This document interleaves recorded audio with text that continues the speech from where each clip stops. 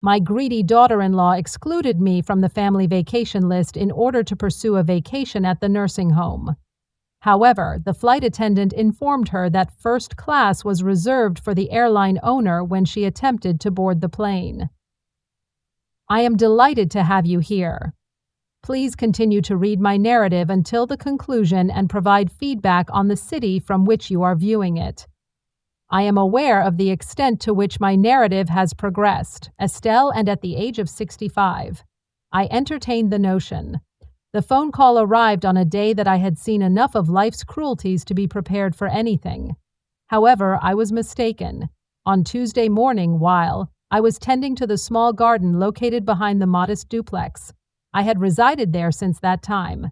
After months of feeling invisible in my own son's life, my heart elevated slightly as David's voice sounded strained and different. Harold passed away 2 years ago.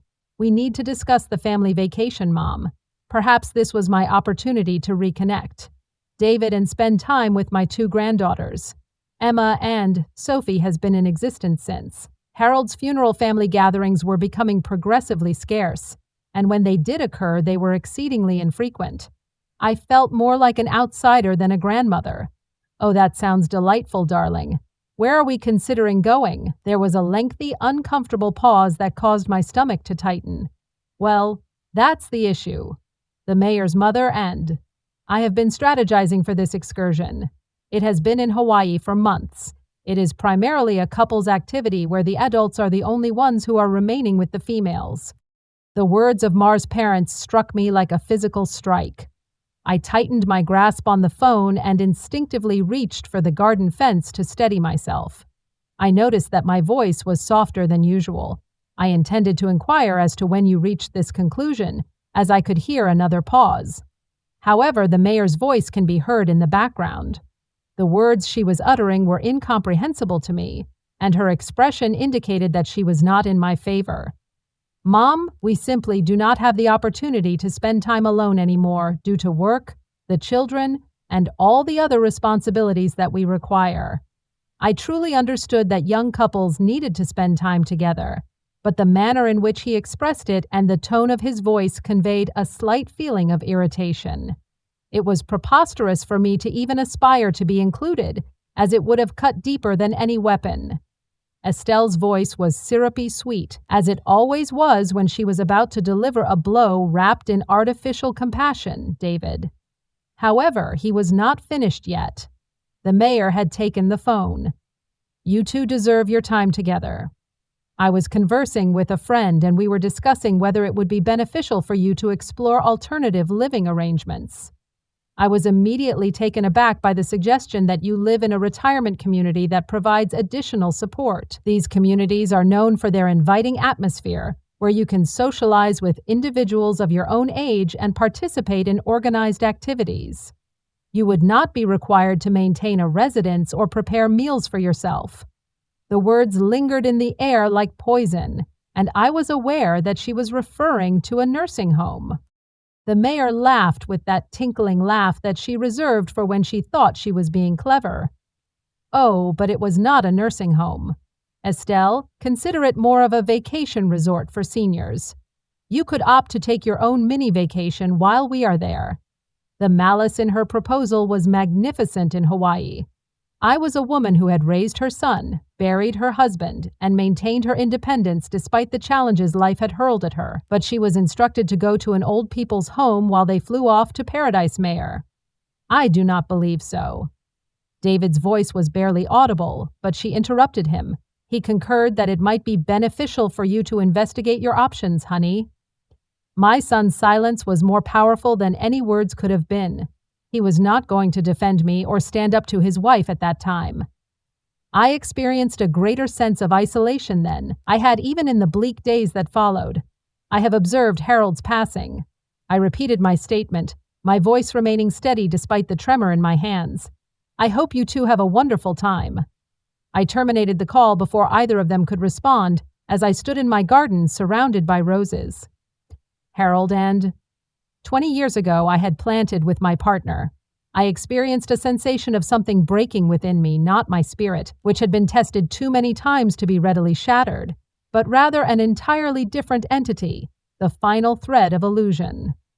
I had been holding on to my position within this family as I returned to my tranquil residence, passing by the photographs. David's childhood extended beyond the charcoal illustrations. Emma and Sophie had designated me as the final individual. The evidence of a life lived in service to family is present in my bedroom from the previous Christmas. I sat on the edge of the bed. Harold and I had been sharing for 42 years, and I allowed the emotions to flow. They desired my removal from their lives, not just from their vacation. The woman who had worked 2 jobs to put her ambitions into action had sacrificed her dreams. Despite having babysat their children on numerous occasions during his college years, David was now considered an inconvenience and was relegated to a facility. I was weeping as I sat there, and a memory of another individual began to emerge. I attained justice. David's mother, or Harold's wife, recalled a woman who had once constructed an extraordinary object from nothing. Mare believed that she was acquainted with me. As the tears dried on my cheeks, I was merely another geriatric mother-in-law who was to be managed and manipulated. She was unaware of the true nature of the situation. I made a decision. If they desired to exclude me, that was acceptable. However, they were about to discover that, Estelle. They were unable to fathom the extent of Morrison's remaining revelations that evening. The mayor's words reverberated in my mind, preventing me from falling asleep. However, they did not evoke any additional emotions. Rather, they evoked memories. For decades, I had suppressed memories of a time when I was more than just a wife or mother. I was a force to be reckoned with. I rose from my bed and proceeded to the spare bedroom, which served as my office, concealed behind piles of boxes. A compact safe contained David's old-school documents and photo albums. Harold had installed documents inside years ago. The incorporation papers, which were yellowed with age, had not been examined in over a decade. However, the bold letterhead continued to cause my pulse to race. Travel. My signature was located adjacent to the services that were established in 1982. Harold was the vice president, while I had been the president. I was 27 years old at the time, but mine came first. I initiated the process. Horizon. David was only 3 years old when he traveled. Harold was employed as an accountant at a mid-sized firm. We required additional funds, but our requirements exceeded that. I was in need of a personal project. I had always been adept at socializing, planning, and identifying opportunities that others had overlooked. I began by organizing excursions for my neighbors, acquaintances, and members of the church. I had a talent for discovering hidden treasures, such as small airlines that provided superior service compared to the major carriers, boutique hotels that offered luxury accommodations at reasonable prices, and tour guides who were knowledgeable about the true history of tourist attractions. Within a 5-year period, word of my abilities spread rapidly. Horizon. Travel had expanded from our kitchen table to a small office downtown, and subsequently to 3 offices throughout the state. Our specialty was providing personalized service that made each client feel special, and we treated them like family. Our major break came in 1989 when a small regional airline called Pacific Coast Airways was experiencing financial difficulties. Although their foundation was profitable, they were unable to attract consumers due to a lack of marketing expertise. I identified potential while others perceived risk and became persuaded. Harold believed that he could acquire a 20% stake in the airline by mortgaging our home. I was crazed. David was 10 years old and required stability. He contended that we could not risk everything on a wager, but I was confident that it was not a risky endeavor. I had conducted research on their origins, customer satisfaction scores, and maintenance records. Pacific Coast Airways possessed all necessary equipment with the exception of vision. I donated mine to them and became the youngest and sole female member of their board of directors. The men in their costly suits gazed at me with admiration. They ceased to regard me in that manner following our initial quarterly meeting when Harold's secretary was taking notes. A marketing strategy that I proposed resulted in a 40% increase in their appointments within 6 months by 1995. Pacific Coast Airways had evolved. Pacific Coast, our 20% stake in airlines, one of the fastest-growing regional carriers in the country, was now valued at more than. Harold had achieved significant success in his accounting career over the course of a decade.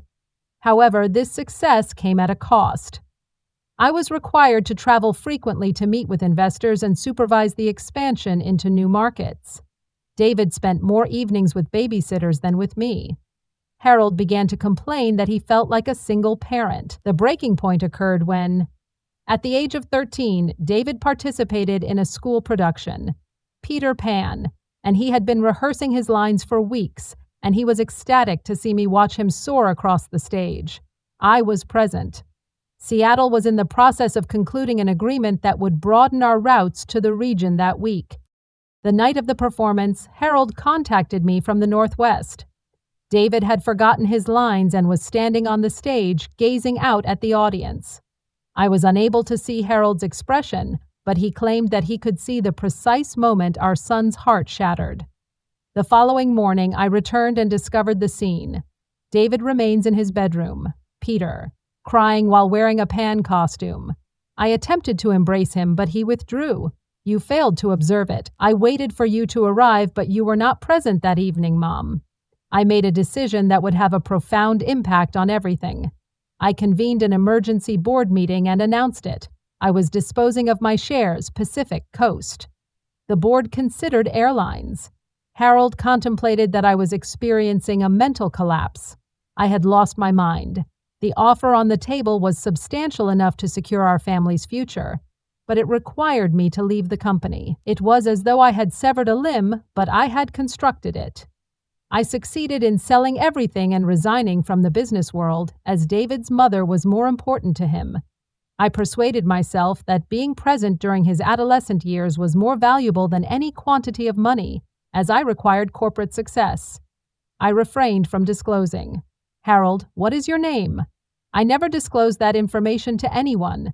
I refrained from disposing of all of my shares. Instead, I transferred 5% to a trust in my maiden name. At the time, it appeared to be a meager insurance policy with no further implications. Coast. Airlines continued to expand. They went public in 1998.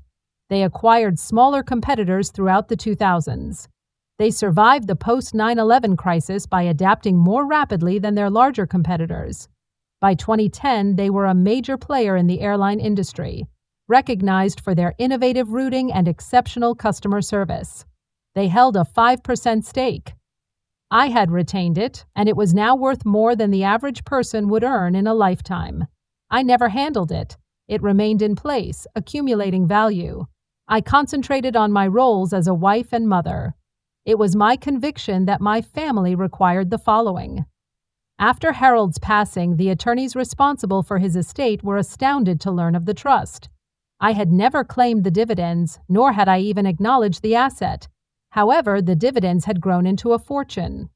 I reviewed the most recent statement, which was dated just 3 months ago, and the numbers were staggering. My modest insurance policy had been transformed into generational wealth. The mayor believed that she was dealing with a helpless old woman who required a retirement home. She was unaware that the burden she sought to discard was actually one of the founding investors in the 6th largest airline in the country. I sat in the tranquility of my secondary bedroom, enveloped by the remnants of a life I had assumed, I had neglected to return. I experienced a sensation. After years of holding cards that were unknown to others, I had not felt the exhilaration of power purpose. I was requested by the mayor to spend a vacation at an elderly care facility while she and David departed by air. Their flight would be on Hawaii, which is an ironic twist. Pacific Coast Company Airlines. I smiled for the first time since that dreadful phone call, having assisted in the construction from nothing. The mayor expressed her desire to engage in activities with me, but she was about to realize that she had selected the incorrect opponent for tomorrow. I would arrange my own travel arrangements. The following morning, Mayor was in for an unforgettable surprise. I awoke with a sense of clarity. For the first time in years, I experienced feelings that I had not experienced in years. Harold's demise. I had a purpose that transcended the mere maintenance of my garden and the infrequent phone call. David, I prepared a respectable breakfast for myself, which consisted of eggs Benedict with fresh fruit, rather than the typical toast and coffee. When was the last time I made this? Decades ago, I was entertaining business associates. At my computer, I initiated my initial contact. Margaret, the lawyer who managed the discovery of my case, was Chen, Pacific Coast. When she heard from me, Estelle, her voice brightened. I was anticipating your call. Have you given any consideration to the direction you wish to take with the portfolio? Margaret, I require access to a portion of those funds. I require information regarding Pacific. There was a pause in Coast's executive policies. Are you considering becoming more active in your investment or something similar within the next 2 hours? Margaret had forwarded me a comprehensive analysis of the current corporate structure and my holdings. Pacific Coast. What are airlines? As one of the original shareholders, I was pleased to discover this information. The executive boarding lounge, priority ticketing status, and other privileges that had been grandfathered in when the company went public were still in my possession. I had entirely forgotten about the perpetual upgrade authorization to first class on any Pacific. My subsequent call was to the Coast flight. Pacific Coast's customer service department was when. I verified my identity by employing my shareholder credentials. I was promptly relocated to their location. A division of VIP services is missing. I am honored to have the opportunity to speak with you, Morrison. The representative inquired as to how we could be of service to you today. I am in need of arranging a journey. Hawaii is departing this. The following will be returned on Friday. Certainly, do you have a preferred departure time on Friday? I am aware of the exact time. David, and they were traveling because the mayor had ensured that the 2 p.m. flight was mentioned during her spiteful phone call.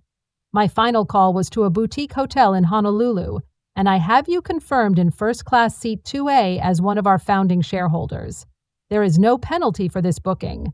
I had forgotten about that benefit as well. This is ideal. Maui, that is. I recollected the incident from my time as a travel agent. The sun has set. Palms, the resort was exceedingly costly and exclusive at the time. I had previously reserved clients for this location in the 1990s. However, the cost per night was more than the average person earned in a week. I am interested in reserving your penthouse suite for a week commencing this week. I apologize, madam, but our penthouse is already reserved months in advance. However, we do have a beautiful ocean view accommodation that is available. Estelle. I believe it was Morrison.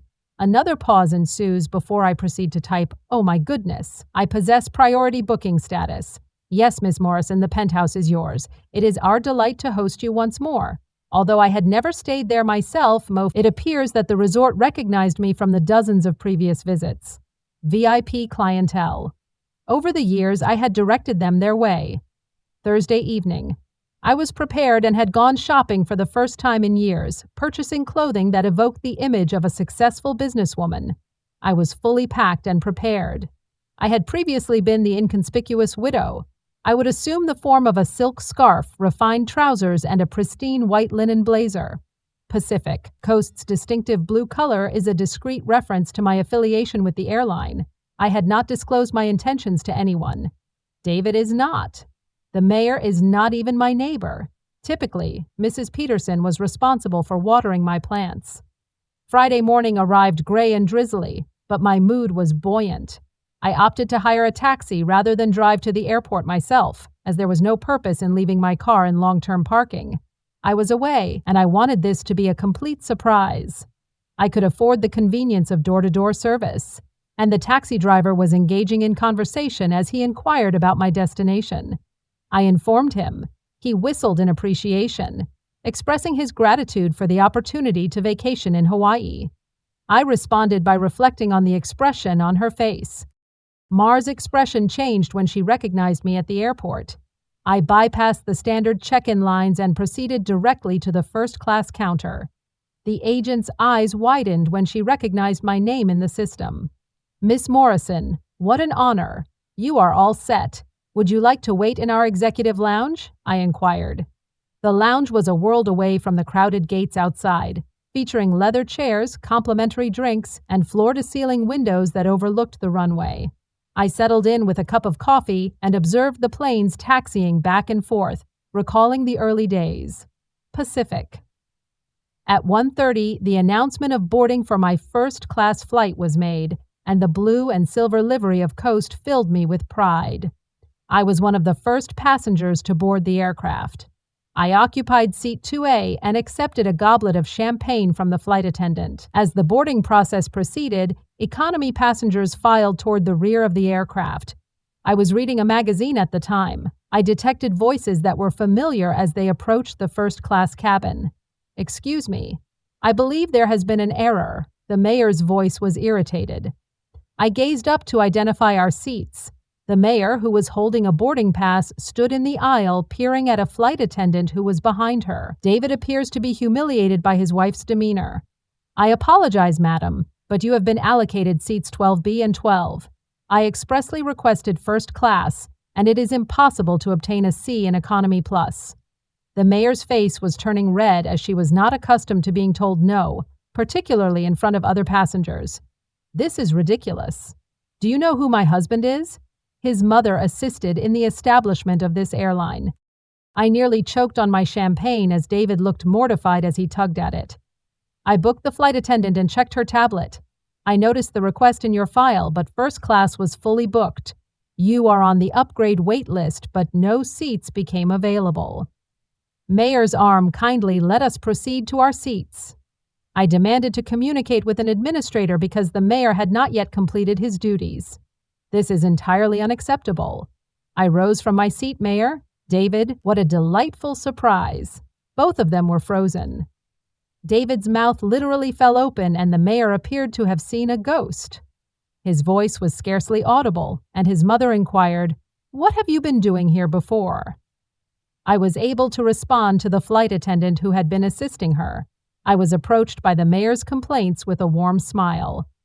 "Miss Morrison, is everything all right? Are these passengers bothering you?" The question hung in the air like a bomb waiting to explode, and the mayor's eyes darted between me and the flight attendant, clearly trying to process what was happening.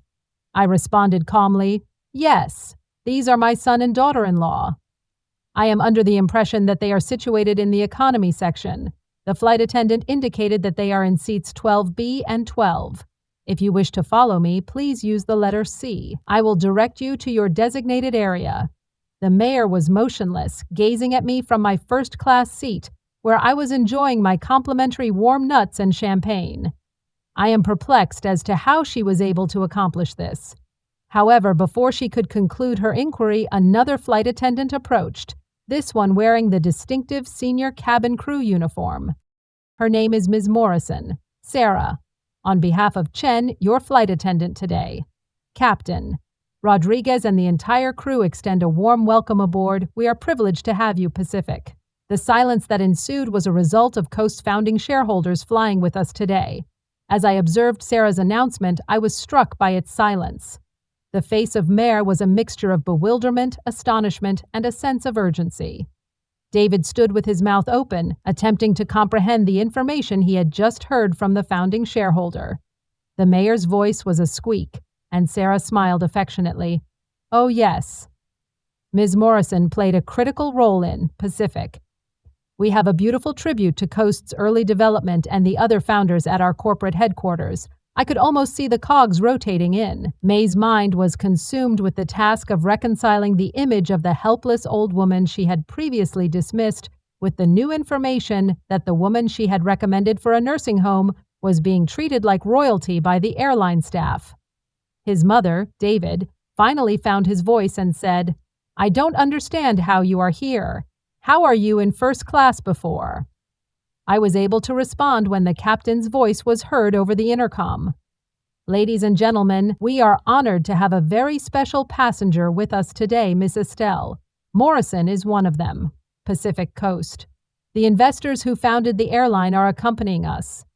Hawaii Miss Morrison and the entire crew would like to express their gratitude for your vision and commitment, which were instrumental in the success of the project." A ripple of acclaim reverberated through the first-class cabin, prompting other passengers to turn and gaze at me with respect and curiosity. I smiled graciously and raised my champagne glass in recognition. Sarah addressed the mayor, who appeared to be on the verge of fainting. Mayor, I must respectfully but firmly request that you occupy your designated locations in order to complete the boarding process. The mayor's legs appeared to be moving automatically as she staggered toward the economics section. David was following her, and I could hear him asking inquiries.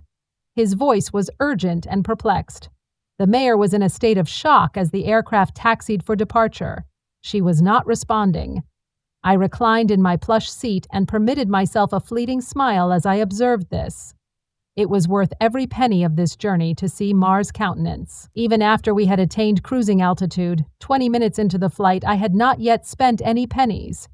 David approached my seat with a pallid face and slightly trembling hands. Sarah immediately approached to inquire if everything was all right. Miss Morrison, it is satisfactory. Sarah, this is my firstborn. David, would you like to sit in this seat for a few minutes? I pointed to the vacant seat next to me. David sank into the seat with the same intensity as a man who had just completed a marathon, his mother. I am unable to comprehend the situation. The mayor is currently experiencing a mental breakdown. She is adamant that she has made a grave error, but she refuses to provide an explanation. I sipped on my champagne and gazed at my son, noticing that he had become noticeably thinner and that worry lines had developed around his eyes. He appeared to be much older than his 38 years. What did you anticipate would transpire? David, what do you mean by the mayor's suggestion? While you two were attending, I should retire to a retirement home. Hawaii, what did you anticipate? David's face was suffused with redness. His mother clarified that she did not intend to express that sentiment. She was simply speculating. I was a burden to be managed, and you concurred with her.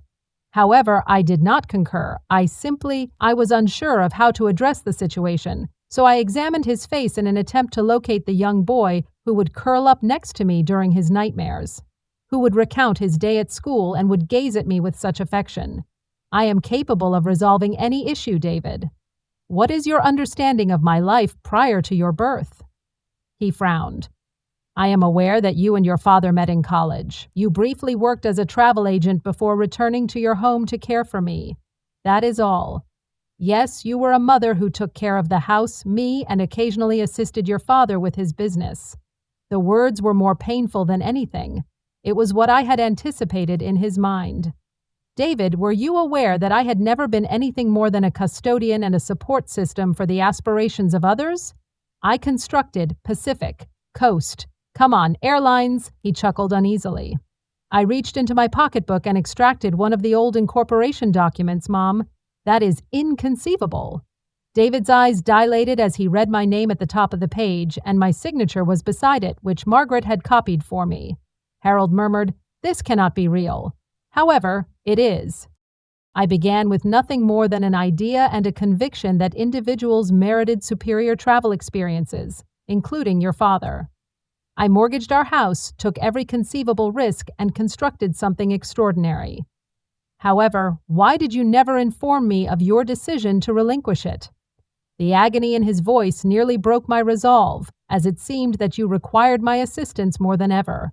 At the very least, I required the business. I believed that David was silent for an extended period of time, gazing at the document, so I asked him when. The mayor advised you to explore alternative living arrangements.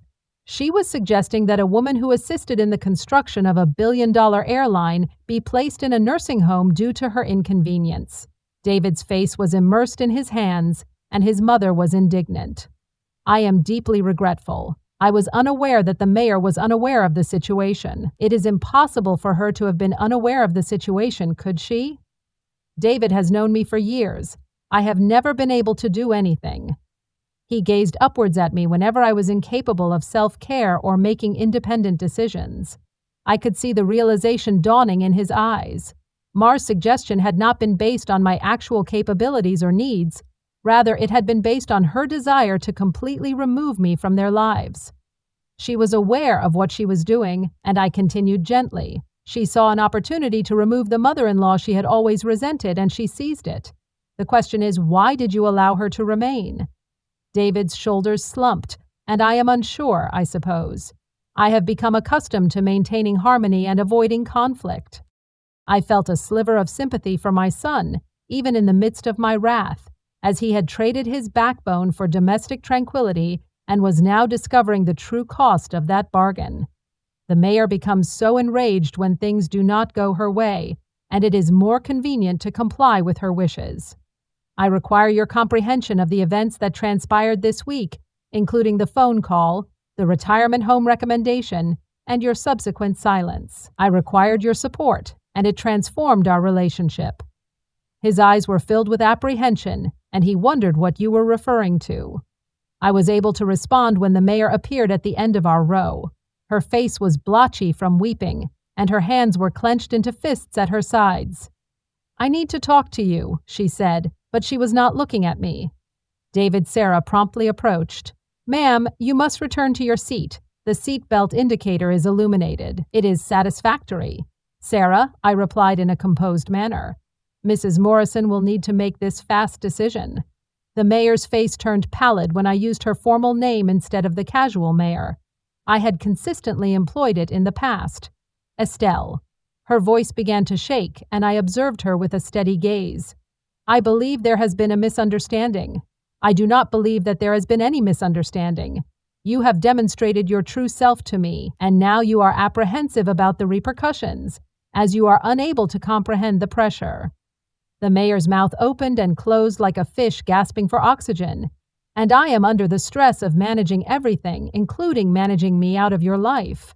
She had no defense, as we both knew precisely what she was trying to do, I believe. "I discreetly advised you to return to your seat, as we will have ample time to elaborate on this matter upon our arrival. Hawaii is a." The mayor fumbled to return to the economy. David approached me with a look of desperation in his eyes. "I implore you to prevent this from destroying our family." I tenderly caressed his hand. "I am not the one who attempted to dismantle this family. Hawaii was everything, and I am the one who will determine the next course of action." I recollected the pristine beaches, ideal weather, and luxurious accommodations that money could purchase from my time as a travel agent. What I had not anticipated was the liberating sensation of experiencing it all as myself rather than as someone's wife or mother. "Stella, Morrison is an accomplished entrepreneur. The sun has set. Palms." The resort was even more stunning than anticipated. I had envisioned my penthouse suite as facing the ocean, with floor-to-ceiling windows and a private balcony that appeared to extend indefinitely. The staff treated me as if I were nobility, which is understandable given my history with the resort. David was my name. Mar was residing at a mid-range hotel that was approximately 20 minutes away. I was aware of this because 2 times since our arrival, David had contacted my room to inquire about whether we could meet for dinner. I had respectfully deferred, as I was not yet prepared to address them. I required time to contemplate my options. On our 3rd day in paradise, I desired for this confrontation to be fulfilled. When the concierge contacted Ms. Morrison to inform her that there were visitors in the lobby, I was enjoying brunch on my balcony. "Mr. and Mrs. Morrison shall." I sent them up and I sighed. I had anticipated this moment. "Please send them up." 20 minutes later, there was a gentle knock on my door. It was initiated by me. I discovered David and I gestured for them to seat on the living room sofa while the mayor stood there, her eyes red and puffy, and she was grasping a tissue in her hand. She had been weeping. David said quietly, "Thank you for seeing us." I sat in the chair across from them. The power dynamic was evident. This was my space, my territory, and they were present as supplicants. "We must discuss this matter." The mayor responded with a voice barely above a murmur, "Yes, we should." I concurred, but it was imperative that we first discuss the matter. I would like for you both to comprehend a concept that I did not arrive at. I traveled to Hawaii in order to engage in a confrontation with you. I desired to take a vacation, and I have the financial resources to take any vacation. I opt for David's gaze as it traverses the lavish suite, mother. I was unaware that you possessed this amount of money. Why did you not disclose it to me? You never inquired about my life prior to your birth, and you never demonstrated any interest in it. I may have achieved or realized my aspirations. I may have had to speak with you. I was merely a mother, someone who existed to fulfill your requirements. The language was more severe than anticipated. I had intended, but they were actually the mayor, who shifted uncomfortably. I am responsible for issuing an apology to you as I mistakenly assessed your circumstances. False. Mayor, you did not misjudge my circumstance. Rather, you attempted to manipulate it for your own benefit. Her face contorted. No, that is not accurate. I was merely contemplating the most advantageous course of action for all parties. My voice was firm enough to penetrate her protestations. Cease your deception. We are all aware of your intentions. You desired my removal from your life and believed you had discovered the ideal method to achieve it. The mayor observed this. David, in a state of desperation, was unable to meet her gaze as he gazed at his hands. The retirement home suggestion was not intended to prioritize my well-being. Mayor, you have never liked me. You have scarcely tolerated me since the day. I continued, it was about removing an inconvenience. David brought you home, but you made a critical error with your assumption. I was unable to resist. I did not assert that you were powerless. The mayor protested in a feeble manner and you proposed. David ultimately looked up his mother while you and my son left on vacation without me. If that is not treating someone as impotent, what is? I am currently residing in a nursing facility. I should have intervened and defended you, and you should have too. However, you did not, and that is all the information I need. I require information regarding the location. Finally, the room fell silent, with the exception of the sound of waves pounding against the beach below. I am present in your life. Mayor spoke once more. What can we do to resolve this? There must be a solution. I scrutinized her face in search of genuine remorse, but I only observed dread. What was she frightened of? I am apprehensive about the potential impact of this revelation on her affluent existence, Mayor. She shook her head. I have been observing you for the past 25 years as you make biting remarks about other family members behind their backs and manipulate service workers when we go out to dinner. David, I have observed your true nature, as evidenced by your weeping and outbursts whenever you are denied your desires. Because of this, I have refrained from expressing myself. I believed it was not my responsibility to meddle in my son's marriage, as Mara's expression had turned pallid. However, when you attempted to institutionalize me so that you could enjoy your vacation in peace, you crossed a line and made it my business. What do you require from us?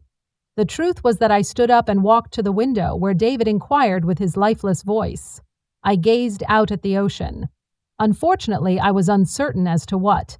I desired retribution, as it seemed excessively trivial, and an apology seemed inadequate. I truly desired something that was unattainable. I desired for my son to be the hero.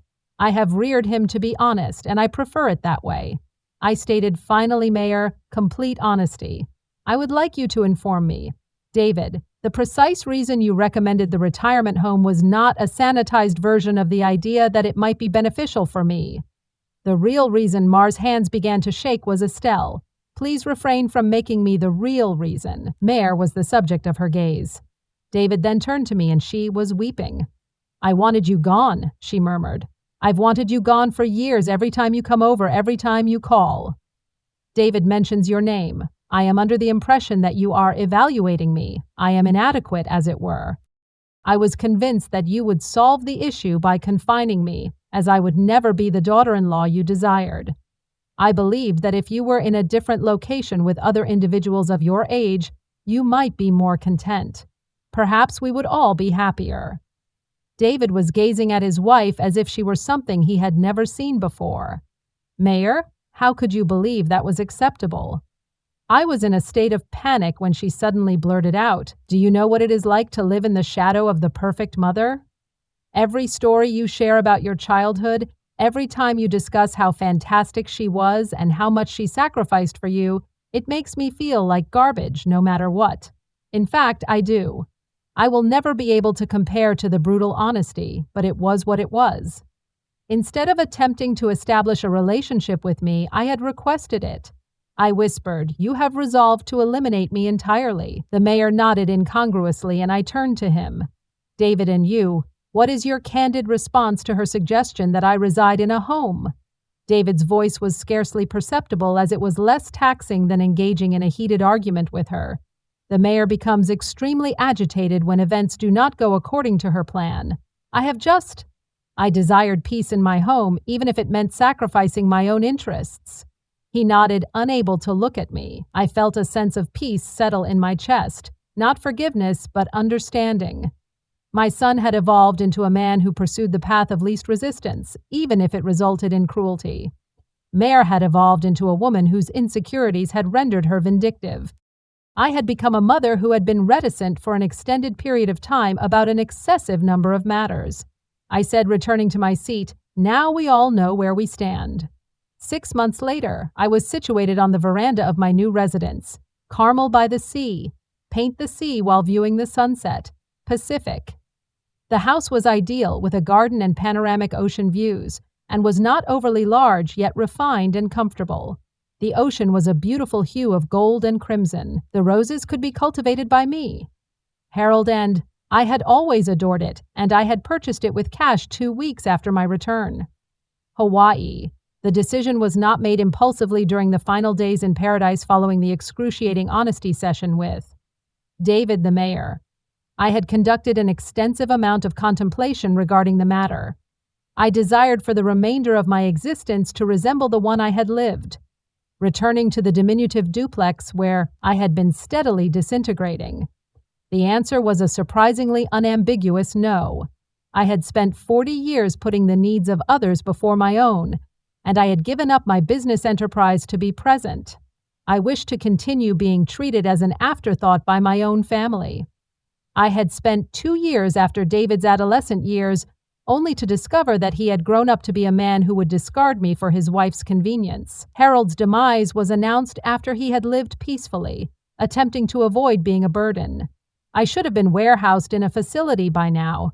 The relocation was sufficient. I had employed a moving company to pack up my existence in California, and it had been surprisingly simple. The remainder of Ohio was devoted to the possessions that were genuinely significant to me. I had donated the majority of the furniture to a charitable organization, Harold, and I desired a new beginning, not a monument to the past. The furnishings in my new home were selected by a decorator who specialized in coastal elegance. The colors were ivory, blue, and silver, reminiscent of the sea, Pacific coast, the colors of airlines. I had made my decision years ago, and the irony was not lost on me when David called the day. He was frantically persuaded that I would close on the house. I was experiencing a mental collapse, Mother. You cannot simply relocate across the country without consulting us. Why did you not consult me prior to making your decision? I should be placed in a residence that is distinct from the one we were suggesting. This is my preference. David, I have elected to reside in a picturesque location. He attempted to argue, and of course, the mayor had even gotten on the phone to implore me to reconsider. However, I can rise up every morning and feel appreciative for my life. For the first time in decades, I had reached a decision. I was not altering my stance in order to accommodate others at this time. In the evening, I drank my wine and observed the waves continue to roll eternally toward the shore. I experienced a sensation. My new existence was more fulfilling than I had experienced in years, and I had not felt such serenity in years. I anticipated that it would occur within 1 month of my relocation. Carmel. I had been extended an invitation to become a member of the local historical society, where my experience in business and travel would be a valuable asset. Additionally, I had begun volunteering at a nonprofit organization that assisted women over the age of 50 in establishing their own businesses. It transpired that there were numerous women my age who had dreams that they had postponed due to family obligations. Richard, a retired professor who was bereaved like me, had kind eyes and a delicate sense of humor. He was unaware of my situation. I had even begun dating him. Pacific Coast holdings are assigned to him. I was a single woman who had relocated to the city and was establishing a new existence for herself. It was a delightful experience to be recognized for who I was. I was rather than what. I could have provided the phone rung, interrupting my sunset meditation, and I peered at the caller. ID and a smile, David called each individual. It has been Sunday since that time. I had relocated our conversations to a more candid and less automatic tone. Hello, my dear. Mom, how was your week? I am currently seated in my preferred chair, which is still facing the ocean. It was a delightful experience. I assisted a woman named Patricia is 62 years old and believes that she is too elderly to start a new business. She is composing a business plan for a catering company she intends to establish. David chuckled, but the tone was forced. This is an excellent idea. My mother is attentive. I was interested in discussing this matter with you. It was Thanksgiving that was the subject of discussion. I had anticipated your return. Ohio Mayor is genuinely eager to prepare a meal for you in order to demonstrate her transformation. I was captivated by the sight of a cormorant diving for fish in the surf below. David, that is a very considerate gesture. Richard and I have additional arrangements. I am dining with some acquaintances who are currently in town. I have developed a sense of concern for the silence that has developed between us, which I could almost hear. David was contemplating the fact that his mother had established an existence that was not centered around him and his family. The query, "Are you punishing us?" caught me off guard. I responded, "No." David, I am currently living my life, but it appears that you have relocated so far away that you rarely communicate with us. It is as though you have abandoned us. I sat down with my wineglass and gave his words some serious thought. David, I may have dismissed them, but it was not out of spite.